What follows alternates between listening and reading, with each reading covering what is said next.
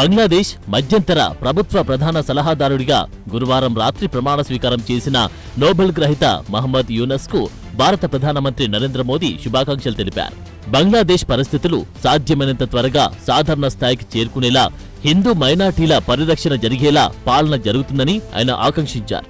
ఇరు దేశాల ప్రజల కలల సాకారం కోసం బంగ్లాదేశ్తో కలిసి పనిచేసేందుకు భారత్ సదా సిద్ధమేనని మోడీ తెలిపారు. శాంతి భద్రతలు, వికాసానికి సంబంధించి భారత్ బంగ్లాదేశ్ల ఉమ్మడి లక్ష్యాలను నెరవేర్చుకునే దిశగా అడుగులు పడతాయనే విశ్వాసం వ్యక్తం చేశారు. ఈ మేరకు భారత ప్రధాని మోడీ ఎక్స్ వేదికగా ఓ పోస్ట్ చేశారు. బంగ్లాదేశ్ పరిస్థితులపై అలర్ట్ అయిన కేంద్రం పార్లమెంటు కాంప్లెక్స్ లో అఖిలపక్ష సమావేశం నిర్వహించింది. ఇండియా మొదటి నుంచి బంగ్లాదేశ్ కి మిత్రదేశమే. అసలు ఆ దేశం ఏర్పడడానికి కారణమే ఇండియా. బంగ్లాదేశ్ కి స్వేచ్ఛనిచ్చిన దేశం భారత్ కావడంతో ఇప్పుడు అక్కడి పరిస్థితులను జాగ్రత్తగా గమనిస్తోంది. ఢిల్లీలో బంగ్లాదేశ్ రాయబారి కార్యాలయానికి సెక్యూరిటీని బాగా పెంచింది. అలాగే బంగ్లాదేశ్ సరిహద్దుల్లో మన సైన్యం సెక్యూరిటీని టైట్ చేసింది. బంగ్లాదేశ్ తో బెంగాలీకి 2217 కిలోమీటర్ల బార్డర్ ఉంటుంది. అలాగే త్రిపురకి 855 కిలోమీటర్ల బార్డర్ ఉంటుంది. ఇంకా మేఘాలయకు 445 కిలోమీటర్లు, అసోంకి 265.5 కిలోమీటర్ల బార్డర్ ఉంటుంది.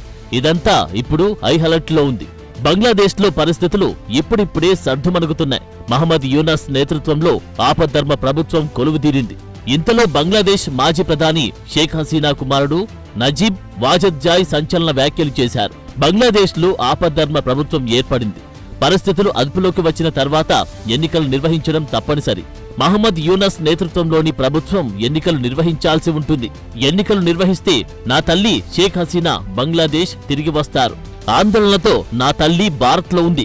ఎన్నికలు నిర్వహించే సమయంలో ఆమె తప్పకుండా బంగ్లాదేశ్ వెళ్తుందని స్పష్టం చేశారు. ఇక నజీబ్ వాజద్ అమెరికాలో ఉంటోన్న సంగతి తెలిసిందే. ఇక విద్యార్థులు మహమ్మద్ యూనస్ ప్రధాని పదవి చేపట్టాలని గట్టిగా కోరుకున్నారు. దాంతో యూనస్ నిన్న ప్రధానిగా బాధ్యతలు స్వీకరించారు. బంగ్లాదేశ్ లో రిజర్వేషన్ల కోసం యువత ఉద్యమించింది.